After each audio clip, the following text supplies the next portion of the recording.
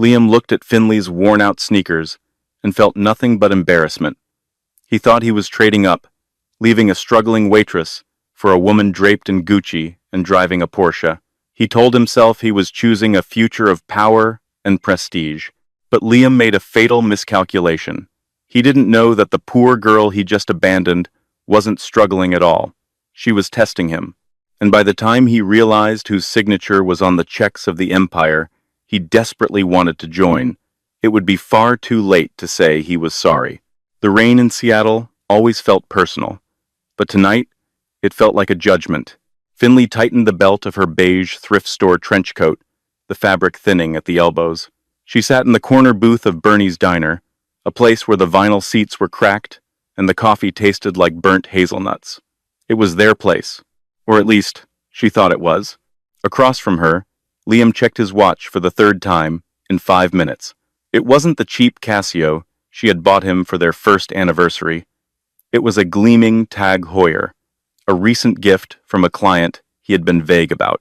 "You're not listening to me, Finley," Liam said, his voice dropping to that smooth, condescending register he used when he was explaining finance to her. "It's about trajectory. Where are we going? Where are you going?" Finley wrapped her hands around the warm mug. "We're going to the movies after this, aren't we? It's Friday." Liam sighed, a sharp exhale through his nose. He ran a hand through his perfectly gelled hair. He looked every bit the rising junior analyst at Sterling and Finch, sharp suit, sharper ambition, and eyes that were constantly scanning the room for someone more important. No movies. Not tonight. Not ever again, actually. The diner noise, clinking silverware, the sizzle of the grill seemed to vanish. "What are you saying?" "I'm breaking up with you." He said it with the same emotional detachment he used when ordering a sandwich. Is it because of the rent?" Finley stammered, playing the part she had perfected over the last 2 years. The struggling artist, the girl who counted coupons. "I know I'm short this month, but my shift at the library covers it next week." "It's not the rent, Finley. It's the mindset." Liam leaned in, his handsome face twisted in annoyance. "Look at you. You're content. You're happy with coupons and library shifts and this." He gestured vaguely at the diner. "I need a partner who elevates me. Someone who understands the world I'm trying to conquer. You're an anchor, Finley, and I'm trying to sail." Finley looked down at her hands. "No manicure, just short, clean nails." "I supported you when you were an unpaid intern, Liam. I paid for your dry cleaning so you'd look good for your interviews. And I appreciate that," he said quickly, pulling out a sleek leather wallet.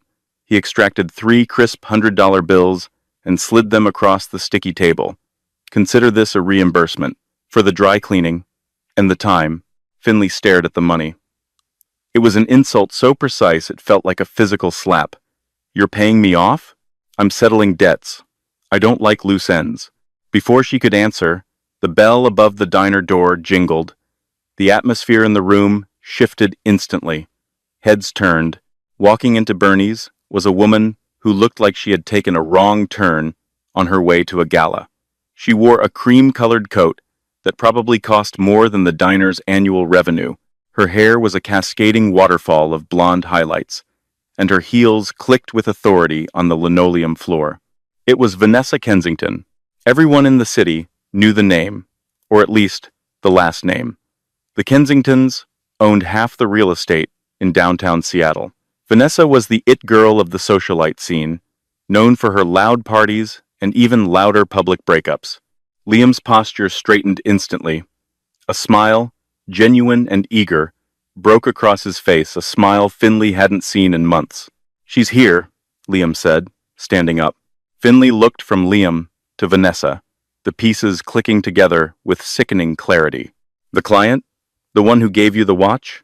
"Vanessa gets me, Finley," Liam said, not even looking at her anymore. He was adjusting his tie in the reflection of the window. "She's a Kensington. She has connections, vision, power. She's the future." Vanessa stopped at the table, looking at the scene with mild amusement. She didn't look at Liam. She looked at Finley. Her blue eyes swept over Finley's frizzy hair and worn coat with the clinical detachment of a health inspector spotting a cockroach. "Is this her?" Vanessa asked, her voice raspy and bored. This is Finley, Liam said, stepping to Vanessa's side like a well-trained guard dog. We were just finishing up. Vanessa smirked. Cute. In a charity case sort of way. She turned to Liam. The car is running, darling, and I have a reservation at the Canlis. Don't make me wait. I'm coming, Liam said. He looked back at Finley one last time. There was no remorse in his eyes, only relief. Take the money, Finley. Buy yourself some better shoes. They walked out together. Through the window, Finley watched them get into a cherry-red Porsche Cayenne. Liam opened the door for her, slipping into the passenger seat of his new life without a backward glance. Finley sat alone in the booth. The waitress, a kind older woman named Marge, came over with a fresh pot of coffee. Honey, Marge said softly, you don't need to pay for that coffee. You just sit there as long as you need. Finley looked at the $300 still sitting on the table. Slowly, a strange expression overtook her face. The tears that had gathered in her eyes didn't fall. Instead, they seemed to evaporate, replaced by a cold, steely glint that Marge had never seen before. Finley reached into her coat pocket and pulled out a phone. It wasn't the cracked iPhone 8 she used in front of Liam. It was a Vertu, custom-made, black titanium, with a single ruby embedded in the side button. She dialed a number. It rang once. Miss Calloway? A deep, British voice answered immediately. We didn't expect to hear from you until the experiment was concluded in December. The experiment is over, Arthur, Finley said. Her voice had changed. The meek, high-pitched tone of Finley the struggling waitresses was gone. In its place was the polished, commanding contralto of Finley Genevieve Calloway, sole heiress to the Calloway, distinct mining and logistics fortune, a wealth that made the Kensington real estate portfolio look like a child's piggy bank. I see, Arthur said. Was Mr. Liam successful in the final assessment? He failed, Finley said, picking up the $300 Liam had left. She crumpled the bills in her fist, spectacularly. He thinks I'm an anchor, Arthur. An anchor, ma'am? Yes. He prefers a sailboat. He's left with Vanessa Kensington. There was a polite pause on the other end of the line. The Kensingtons? Their liquidity is questionable, based on the last quarter's reports. They are heavily leveraged in commercial retail. I know, Finley said, a small, dangerous smile playing on her lips. Come pick me up, Arthur. Not the sedan. Bring the rolls. And Arthur? Yes, Miss Calloway? Contact the acquisition team at Calloway Global. I want a full audit of Sterling and Finch. I believe we own a controlling stake in their parent company, don't we? We acquired 51% last Tuesday, ma'am. Good. Finley stood up, dropping the crumpled bills into Marge's tip jar. Tell the board I'm coming in on Monday, and tell them I'm making some personnel changes. She walked out of the diner, leaving the Finley that Liam knew behind in the grease-stained booth. The rain was still falling, but she didn't feel it anymore. She was already thinking about Monday morning. Liam wanted trajectory. She was about to give him a lesson in gravity. The weekend passed in a blur of champagne and anxiety for Liam. Life with Vanessa Kensington was exactly what he had dreamed of, yet it felt like wearing a suit that was a size too tight. Sunday brunch was at L'Orangerie, where a single omelet cost $40. Vanessa spent the entire meal on her phone, texting friends about a gala in the Hamptons, while Liam tried to ignore the way she snapped her fingers at the server for a refill on her mimosa. You're quiet, Vanessa remarked, not looking up from her screen. Don't tell me you're moping about the charity case. No, Liam lied, slicing into his truffle toast. Just thinking about work. Big week. Rumor has it, Sterling and Finch was bought out by a massive conglomerate, Calloway Global. Management is in a panic. Vanessa actually looked up then, her eyebrows arching. Calloway? That's old money, Liam. Real money. The kind that buys countries, not just buildings. If you play your cards right, you could jump from junior analyst to VP in a year. That's the plan. Liam smiled, the ambition warming his chest like whiskey. I just need to make a good impression on the transition team. Good, Vanessa said, returning to her phone. Because I don't date middle management. Monday morning at Sterling and Finch was chaos. The usual hum of the trading floor was replaced by a frantic energy. Ties were tightened, desks were cleared of personal clutter, and the smell of fear was stronger than the smell of coffee.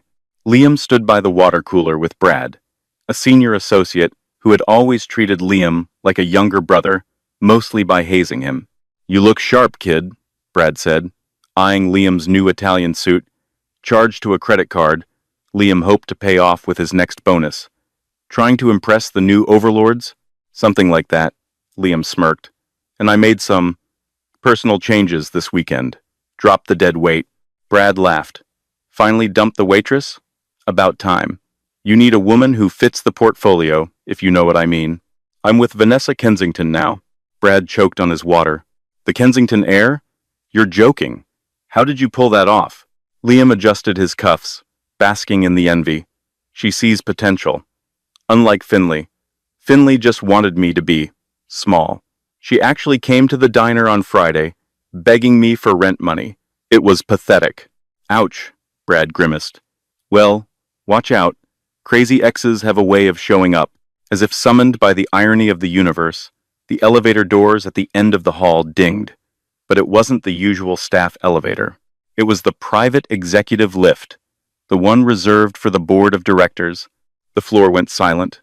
Mr. Sterling himself, the managing partner, who usually sat in his glass office like a deity, was standing by the elevator doors, sweating profusely. "Listen up," Sterling barked. "The representative from Callaway Global is here. I want absolute perfection. If a phone rings, you're fired. If you breathe too loud, you're fired." The doors slid open. Liam craned his neck, expecting an old man in a gray suit, maybe a team of lawyers. Instead, a woman stepped out. She was wearing a tailored white pantsuit that looked like it had been sculpted from marble. Her heels were sharp enough to kill a man. Her hair, no longer frizzy but blown out into sleek, dark waves, framed a face hidden behind oversized Celine sunglasses. She didn't walk, she glided. Two large men in black suits flanked her, carrying briefcases. Liam frowned. The height, the walk. It seemed vaguely familiar, but the aura of absolute dominance was alien. The woman stopped in the center of the bullpen. She took off her sunglasses. Liam's coffee cup slipped from his hand and shattered on the floor. The sound echoed like a gunshot in the silent room.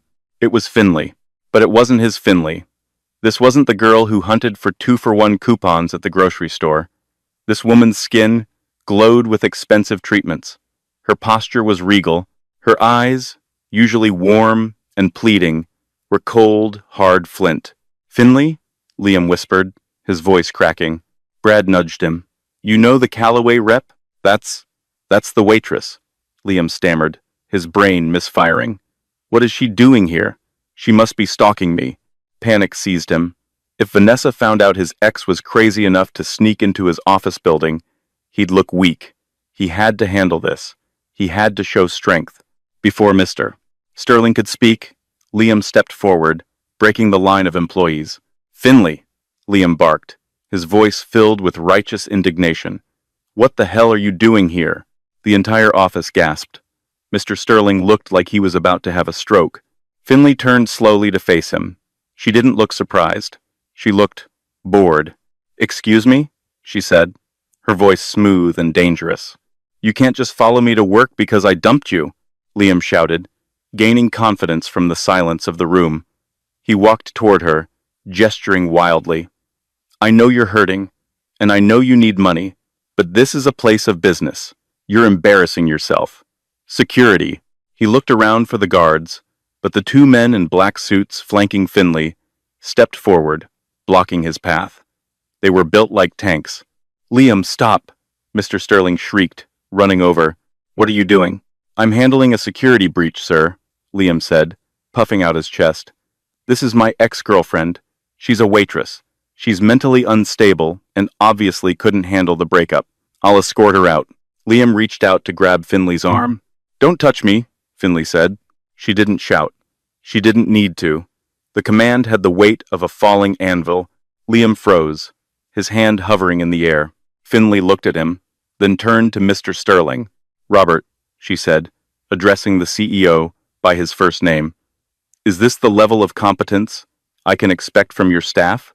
Junior analysts assaulting the majority shareholder? Liam blinked. Shareholder? Finley, stop acting. You can barely afford your rent.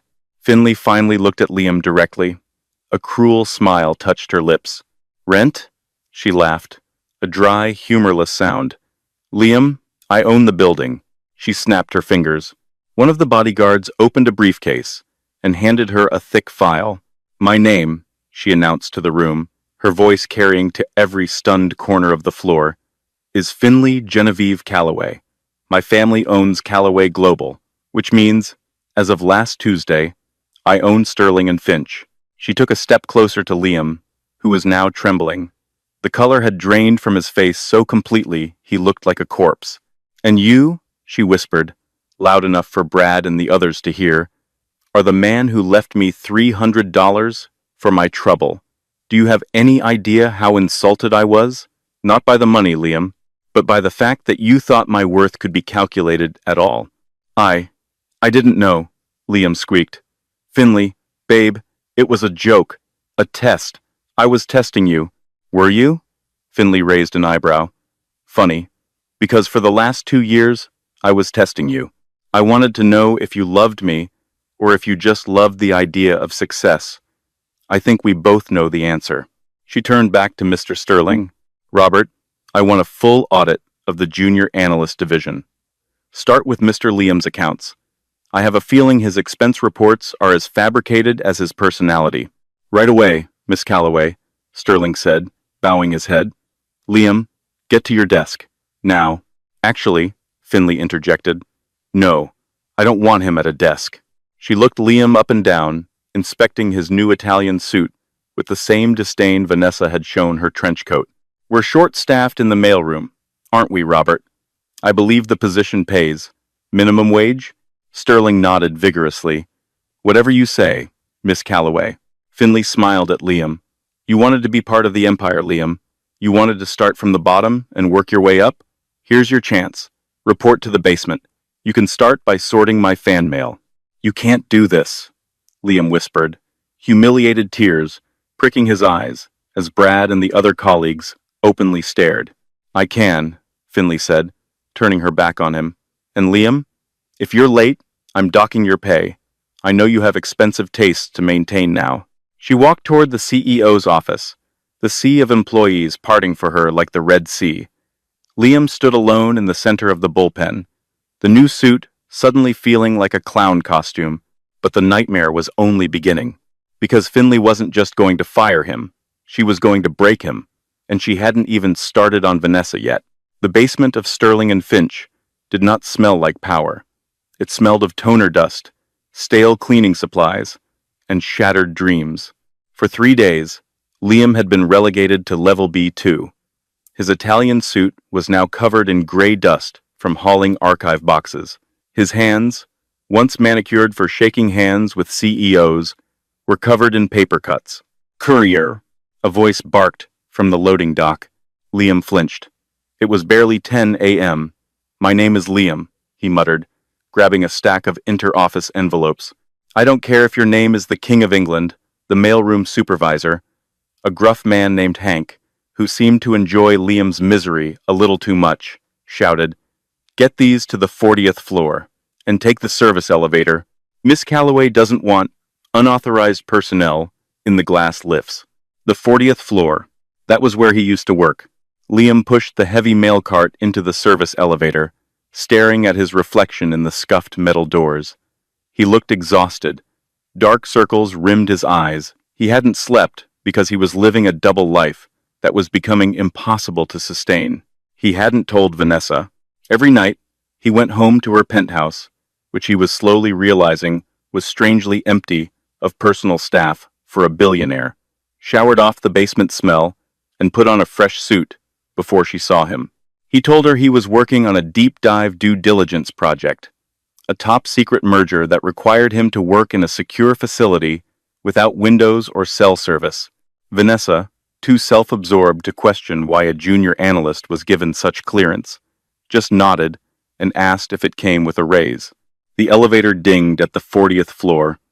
Liam kept his head down, praying for invisibility. He dropped envelopes at the reception desk, hoping to sprint back to the safety of the elevator.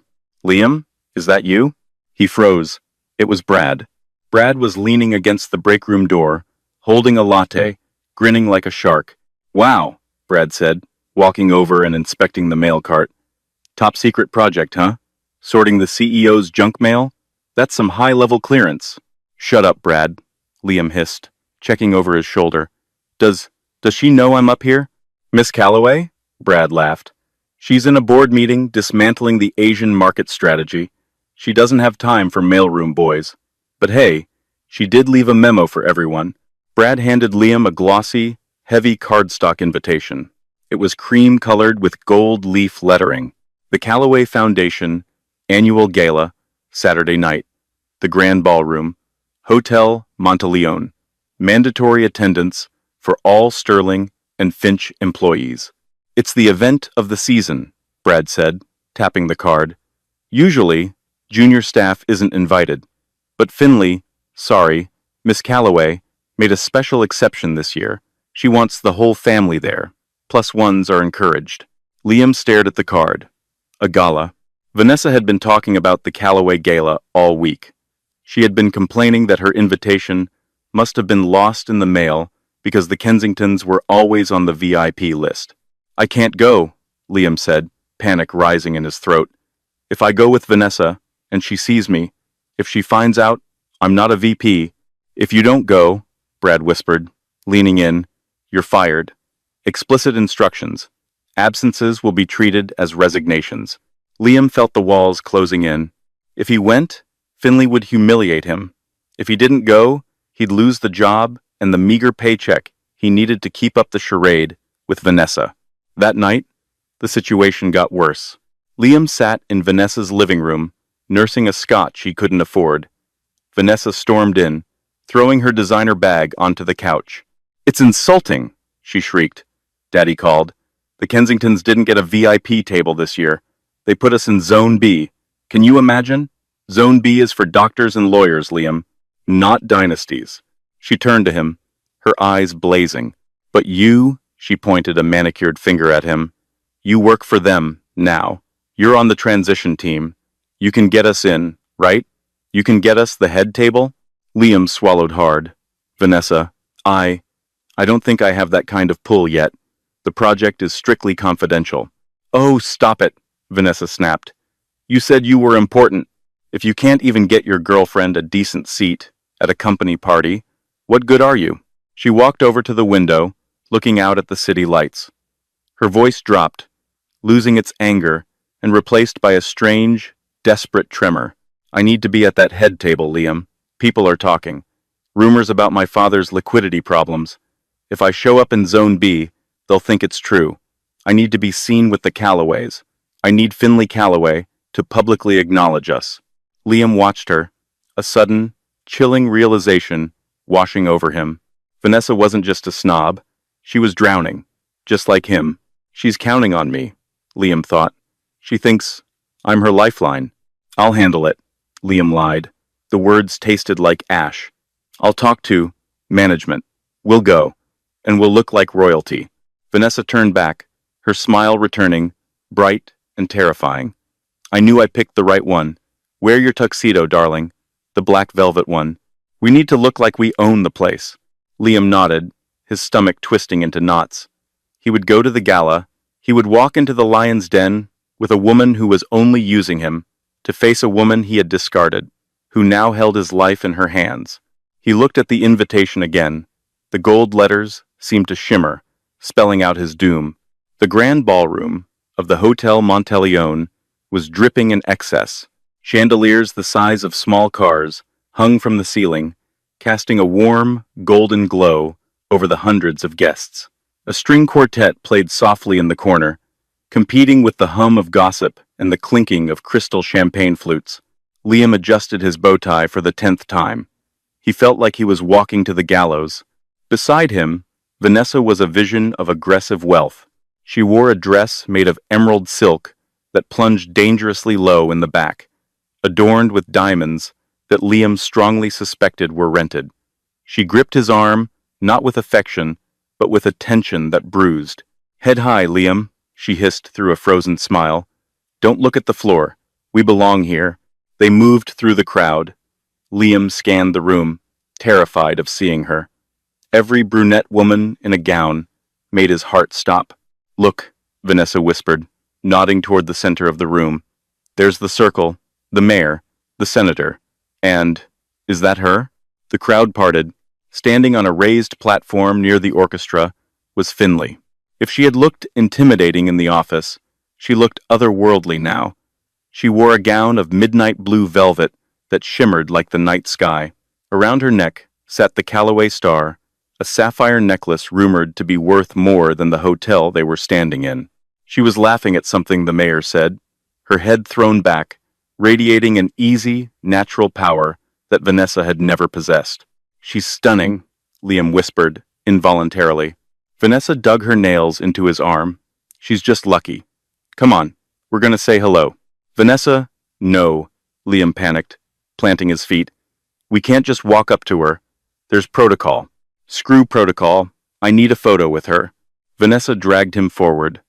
Liam felt the sweat trickling down his back. This was it. The end. As they approached the circle, Finley's eyes flicked toward them. She didn't look surprised. She smiled, a sharp, predatory smile that didn't reach her eyes. "Ah," Finley said, her voice cutting through the chatter. "If it isn't the happy couple." The mayor and the senator turned to look. Vanessa beamed, stepping forward and extending a hand. "Miss Callaway," Vanessa purred, using her best socialite voice. "I'm Vanessa Kensington. We met briefly. Well, under different circumstances. I wanted to formally welcome you to Seattle's inner circle. And this is my partner, Liam. He's one of your top strategists at Sterling and Finch." Silence fell over the group. Liam wanted the floor to open up and swallow him whole. He couldn't look Finley in the eye. He stared at her sapphire necklace, praying for a sudden earthquake. Finley didn't shake Vanessa's hand. She just looked at it, then looked at Liam. "Strategist?" Finley repeated, tasting the word. "Is that what he told you?" Vanessa's smile faltered slightly. "Well, yes. He's running the due diligence on the merger. Top clearance." Finley laughed. It was a soft, musical sound that sent shivers down Liam's spine. "Liam," she said gently, stepping closer to him, "you have such a vivid imagination." She turned to the mayor. "Mr. Mayor, allow me to introduce Liam. He is indeed an employee of mine. He is currently the junior assistant to the mailroom supervisor." A ripple of quiet gasps went through the circle. The senator coughed into his drink. Vanessa went rigid. She dropped Liam's arm as if he were radioactive. "What?" "Mailroom," Finley clarified, her eyes locking onto Vanessa's. "Level B, 2. He sorts the letters, and frankly, he's not very good at it yet. He misfiled 3 invoices yesterday." Liam closed his eyes. It was over. Vanessa turned to him, her face a mask of horror and fury. "Liam, is this true?" "2I-10. I was going to explain," Liam stammered. "He lied to you, Vanessa," Finley said, her voice dropping to a sympathetic coo that was entirely fake. "But don't be too hard on him. He has a habit of lying to women he thinks can upgrade his status. He did the same to me." Vanessa looked from Finley to Liam, her brain processing the humiliation. People were staring. Phones were out. This was going to be on social media in 5 minutes. You busboy," Vanessa hissed at Liam. "You told me you were an executive." "I was," Liam pleaded. "She demoted me." "But that's not the most interesting part," Finley interrupted, taking a sip of her champagne. "The interesting part is why you, Vanessa Kensington, are so desperate to be seen with a mailroom clerk." Finley signaled to a waiter, who handed her a sleek tablet. "I was doing some reading before the gala," Finley said, tapping the screen, reviewing the guest list and the credit checks. She turned the tablet so Vanessa could see it. "The Kensington estate is underwater, isn't it?" Finley asked, her voice loud enough for the immediate circle to hear. "Leveraged at 400%. Your father hasn't paid the mortgage on the downtown tower in 4 months. In fact, the bank was about to seize your assets next week." Vanessa went pale. Her arrogance evaporated, replaced by the terrified look of a trapped animal. That's, that's private financial information. It was private, Finley corrected, until this afternoon. You see, the bank that holds your family's debt? Callaway Global bought it at 4 p.m. today. Finley took a step closer to Vanessa, lowering her voice to a whisper that carried like a scream. I own your debt, Vanessa. I own your father's building. I own the lease on that penthouse you're staying in. And I definitely own the loan on that Porsche you drove here. Vanessa trembled. Tears of sheer panic welled in her eyes. Please, Vanessa whispered. Don't do this here. Why not? Finley asked innocently. Liam broke up with me in a diner to save face. I thought we were doing public humiliations now? Isn't that the game? Finley looked at the two of them, the broken mailroom boy in the velvet tuxedo, and the bankrupt socialite in the rented diamonds. You two are perfect for each other, Finley declared. Both fakes. Both trying to climb a ladder that I built. Liam, you wanted a rich woman? Well, Vanessa needs a rich man. It seems you both made a terrible investment. Finley turned back to the crowd, her face lighting up with a genuine, charismatic smile. Enjoy the party, everyone. And please, do try the crab cakes. They're exquisite.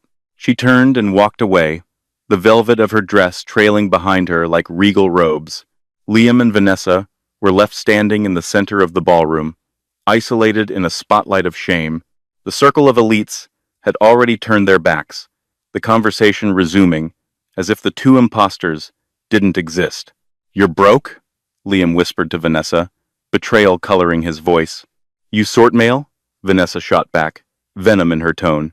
I can't believe I left her for you, Liam muttered, watching Finley dance with a handsome European diplomat across the room.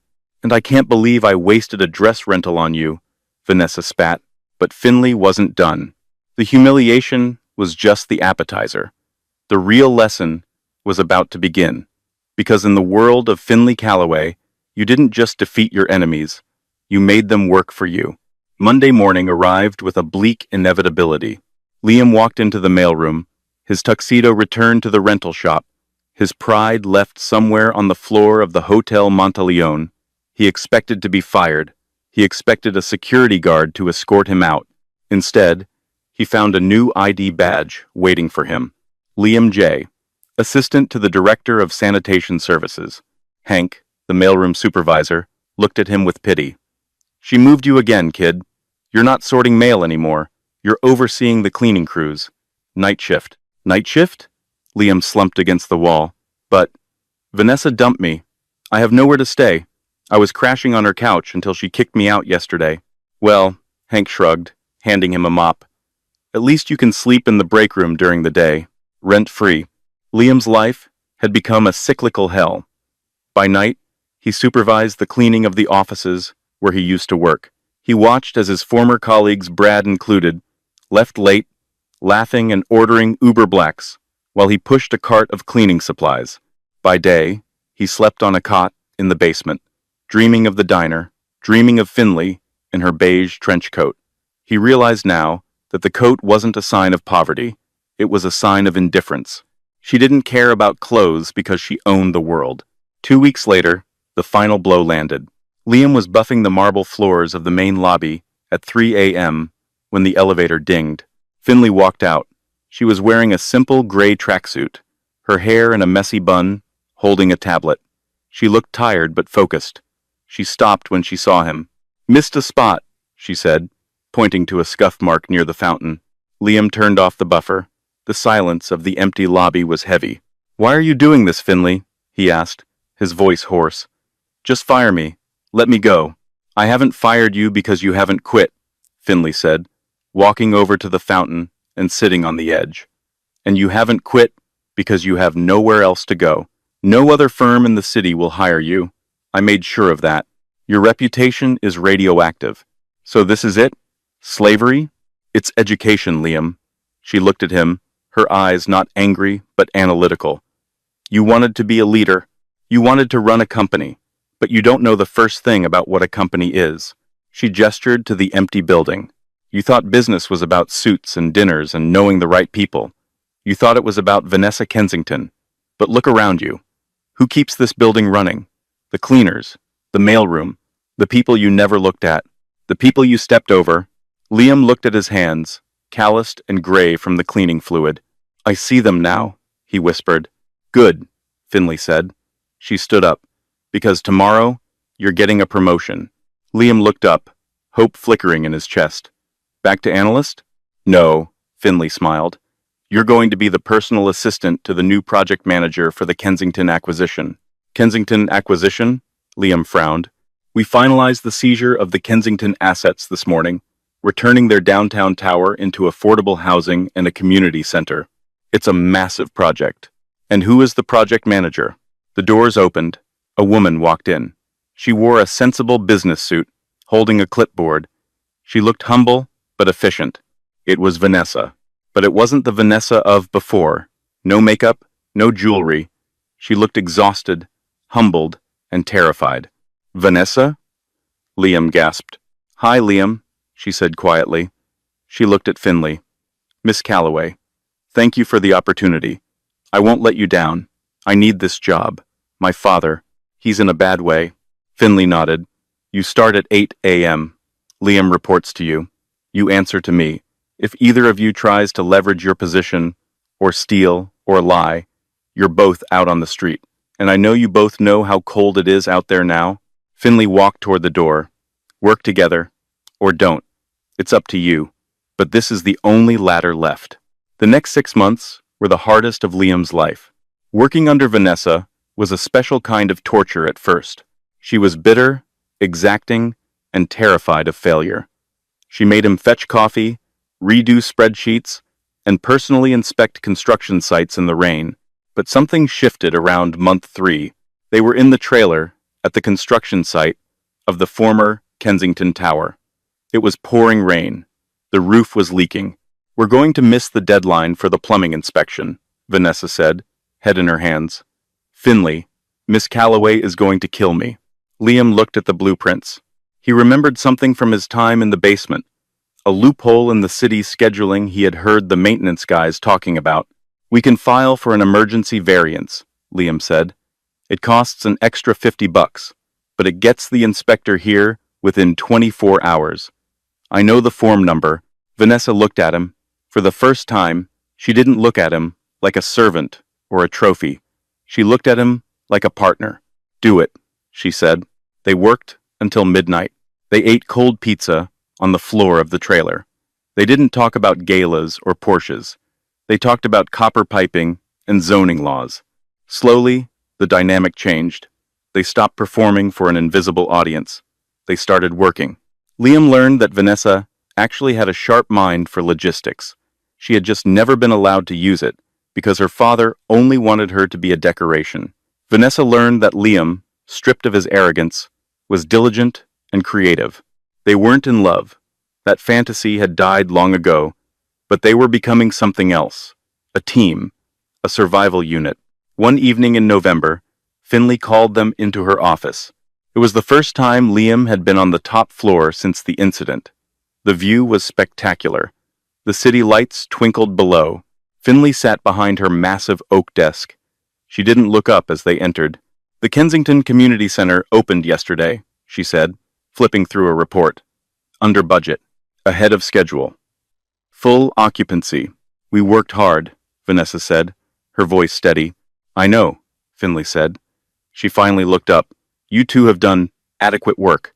She slid 2 envelopes across the desk. Your final paychecks, she said. Liam's heart stopped. You're firing us? No, Finley said. I'm dissolving the rehabilitation project. You two aren't assistants anymore. She stood up and walked to the window. Vanessa, I'm putting you in charge of the West Coast Property Division. You know these buildings better than anyone, and you've proven you can actually work, not just point. Vanessa gasped, tears filling her eyes. Thank you, Finley. Thank you. And Liam, Finley turned to him. Her expression was unreadable. You're going to London. London? Calloway Global is opening a new branch. We focus on ethical investing, startups that help people. No predatory loans, no hard karma drama, real work. She walked over to him. For a moment, the ghost of the girl from the diner flickered in her eyes. You're going as a senior analyst. You earned it. Not because of your suit, but because I saw you unclog a drain at the community center last week without complaining. Liam stood straighter. I don't know what to say. Say nothing, Finley said. Just go. And Liam, don't make me regret it. 3 years later, the London fog didn't just sit on the city. It embraced it. It was a thick, gray blanket that muffled the sounds of the bustling metropolis, turning the morning commute into a ghostly procession of umbrellas and trench coats. Liam sat in the corner of the roastery, a small, industrial chic cafe in Shoreditch that smelled of roasted beans and damp wool. Outside, the cobblestones glistened with the relentless drizzle. It was a far cry from the hermetically sealed, air-conditioned glass tower of Sterling and Finch in Seattle. There were no marble floors here, no intimidating security guards, and certainly no $300 lunches. And Liam loved it. He adjusted the cuffs of his sweater, a sensible, charcoal wool knit that he had bought on sale at a high street shop. The Rolex was gone, sold years ago, to pay a security deposit on a modest flat in Hackney. In its place was a simple leather strap watch that told the time, nothing more. On the wooden table before him spread a chaotic array of blueprints and budget proposals. He wasn't analyzing stock trends or finding loopholes to help billionaires avoid taxes anymore. The header on the document read, Project Maji, Sustainable Water Infrastructure for Rural Kenya. He took a sip of his black coffee. It was hot, bitter, and grounded him in reality. He picked up his pen, circling a line item regarding filtration units. Too expensive, he muttered to himself. If we switch to local sourcing for the gravel, we can save 12%. The cafe door chime jingled, a bright sound that cut through the low hum of conversation. A gust of cold air swept through the room. Liam didn't look up immediately. He was too engrossed in the logistics of gravel transport. But then, the atmosphere in the cafe seemed to shift. The chatter at the nearby tables quieted down.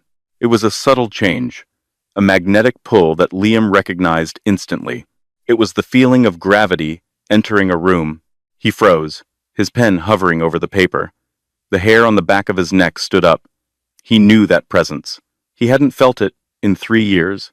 Not since he boarded a one-way flight at SeaTac Airport with 2 suitcases and a terrified heart. He looked up. Standing near the entrance, shaking rain off a beige umbrella, was a woman. She was dressed in a trench coat classic, camel-colored, impeccably tailored, that struck Liam with a wave of déjà vu so potent it nearly knocked the wind out of him. It was an echo of the coat she had worn in the diner that fateful night, but this version was armor, not a disguise. It was Finley. She turned, scanning the room with those sharp, intelligent eyes that missed nothing. Her gaze swept over the hipsters with their laptops, the baristas, and finally landed on him. There was no shock in her expression, no hesitation. She walked toward him, her heels clicking a steady, rhythmic beat on the wooden floorboards. Liam scrambled to stand up, his chair scraping loudly against the floor. Finley? His voice cracked, rusty with disbelief. Hello, Liam, she said. Her voice was the same, smooth, commanding, yet laced with a new layer of warmth he hadn't heard since they were dating. You chose a hard place to find. I had to ask 3 different cab drivers. I didn't know you were in London, Liam stammered, his mind racing. Was this it? Was she here to fire him? To pull the rug out from under him, just as he was finding his footing? Is everything okay with the branch? The Kenya numbers are solid. I was just adjusting the... Sit down, Liam, she said, a small smile playing on her lips. I'm not here for an audit. She pulled out the chair opposite him and sat.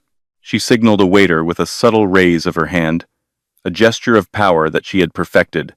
Earl Grey. Hot? Liam sank back into his chair, his heart hammering against his ribs. He looked at her, really looked at her. She looked tired, but it was a good tired. The exhaustion of someone who builds things, not someone who destroys them. I'm here for the global summit, Finley explained, unbuttoning her coat. But I had a few hours before my flight to Tokyo. I wanted to see it for myself. See what? You, she said simply. Her eyes dropped to the table, taking in the messy papers, the half-drunk coffee, the worn notebook filled with frantic scribbles. She picked up the proposal for the water project. She read the summary in silence, her face unreadable. Liam held his breath. Her approval still mattered to him, more than he cared to admit. Not because she was his boss, but because she was the architect of his entire reality. Local sourcing for the gravel, she noted, tapping the page where he had just been working. Smart. That saves the project 12%. That's enough to drill 2 extra wells. That's what I was thinking, Liam exhaled, relief washing over him.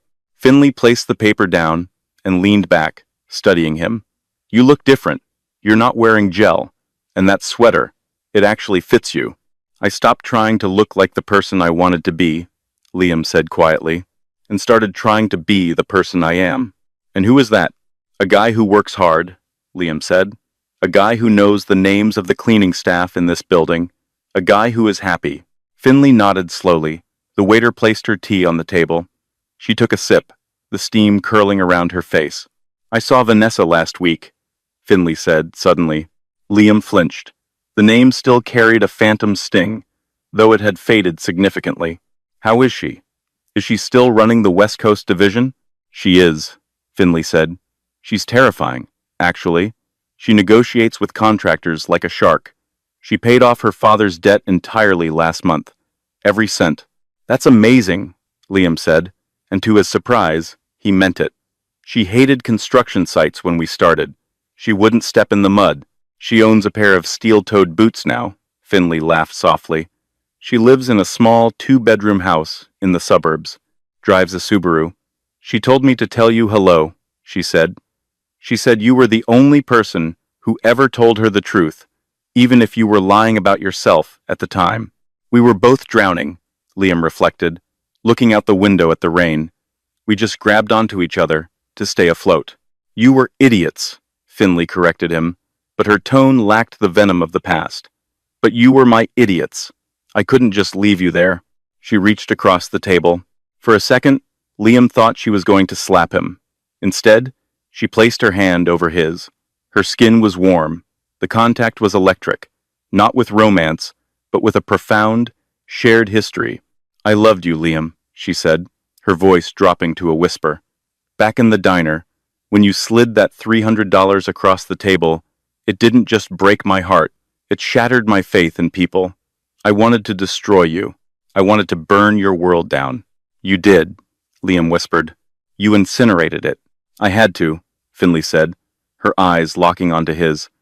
If I had just let you go, if I had just cried and walked away, you would have spent your entire life chasing the wrong things. You would have married Vanessa, or someone like her. You would have spent 40 years accumulating debt and ulcers, thinking that happiness was a number in a bank account. You would have died empty. Liam looked down at their hands. I hated you for a long time. When I was scrubbing those floors in the basement, I plotted your murder 1,000 times. I know, Finley said, but look at you now. She pulled her hand back and gestured to the cafe, the work, the man sitting before her. You're building wells in Kenya, Liam. You're solving problems. You have dignity. You have a soul. I had to break your ego to find the man underneath it. You saved me, Liam admitted. The realization hit him with the force of a physical blow. It was the most painful thing anyone has ever done to me. But you saved me. Finley stood up. She buttoned her coat, shielding herself once again in the armor of the Callaway Empire. Where are you going? Liam asked, standing up with her. Tokyo, she said. There's a tech merger I need to dismantle. Will I see you again? Finley paused. She looked at him one last time, memorizing the image of the man who had once left her for a richer woman, not knowing she was the fortune. She saw the lines of hard work on his face, the clarity in his eyes. Probably not, she said honestly. The lesson is over, Liam. You don't need a teacher anymore. Did I pass? Liam asked, a boyish vulnerability creeping back into his voice. Finley smiled. It was a genuine smile, one that reached her eyes and lit up the gloomy London afternoon. You're drinking black coffee in a shop that doesn't serve champagne, Worrying about gravel prices to save lives, she said. Yes, Liam, you passed. She turned and walked out of the cafe. Liam watched her go. He watched the beige trench coat disappear into the swirl of the London fog, swallowed by the city. He didn't run after her. He didn't feel the desperate need to possess her or to prove himself to her. A strange peace settled over him. He sat back down. He picked up his pen. The coffee was cold now, but he drank it anyway. He looked at the blueprint for the water filtration system. There was work to do, real work. And for the first time in his life, Liam realized he was exactly where he was meant to be. He had lost the girl, lost the suit, and lost the status. But as he circled the budget item again, he smiled. He had found something far more valuable. He had found himself. And that is how Liam learned the hardest lesson of his life. True wealth isn't what you wear, it's what you're willing to work for. He chased the glitter of Vanessa and lost the diamond that was Finley, only to find himself in the process. Finley didn't just get revenge. She gave him a future, proving that sometimes hitting rock bottom is the only way to build a solid foundation. What would you have done if you were Finley? Would you have given Liam a second chance? Or left him in the mailroom forever? Let me know in the comments below. If you enjoyed this story of karma, redemption, and high-stakes drama, please smash that like button and subscribe to the channel. Turn on notifications so you never miss a story. We post new dramas every week. Thanks for watching, and see you in the next video.